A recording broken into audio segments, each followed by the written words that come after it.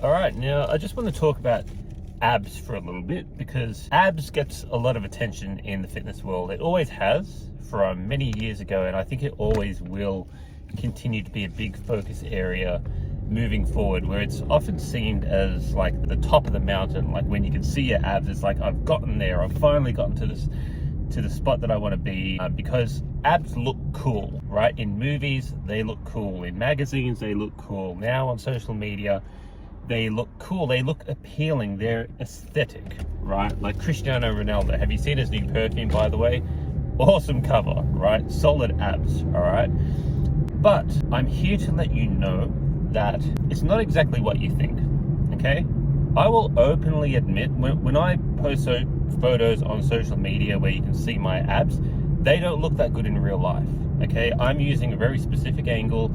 A lot of the time I'm using some downlighting, and it's often at a time of the day, like normally early morning, all right? They don't look good all the time, and they're not meant to. And I think it's a bit of I don't think many people know this. I think for the general population who look at people with abs, it's like they've got abs, they look like that all the time. No, even the leanest person who's got a very low percentage of body fat, you'd have potentially trouble seeing it in real life, you know, unless they're really lean. But for everyone else, really, like, look, I don't think it's that much of a big deal. I just know that it looks good, and yes, I'm posting on Instagram, and I know there's an aesthetic focus on Instagram, so yes, I'm selecting the photos wisely, but it doesn't look that good in real life. It's not meant to, all right? Realistically, you should have a higher percentage of body fat, you know, so that you function well, so that you recover well, so that you train well, and so that you get stronger and build muscle. You should not be spending all of your time, you know, chasing abs.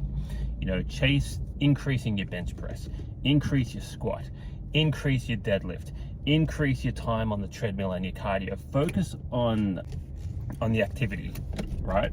And if you keep your diet in check, the abs will come as a result of that, okay? But I wouldn't idolize the abs too much, because like I said, they come and go, right? Sometimes my abs are really defined, sometimes they're not so defined. But, you know, I've been doing this for a long time. I've sort of gone through that period of really wanting abs all the time. And then I'm like, okay, well, I actually feel better when they're a little less visible. And I feel better when I'm stronger, when I'm sleeping well, and when I'm training well, and when I feel energized. I feel a lot better.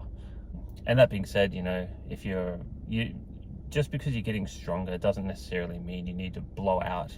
You know, it means you'll be a little less leaner, but you'll be stronger. So you try to hit that sweet spot in the middle. But in summary, focus on your training, focus on your activity, focus on getting fitter, stronger. And if you keep your diet right, the abs will come as a result of those things.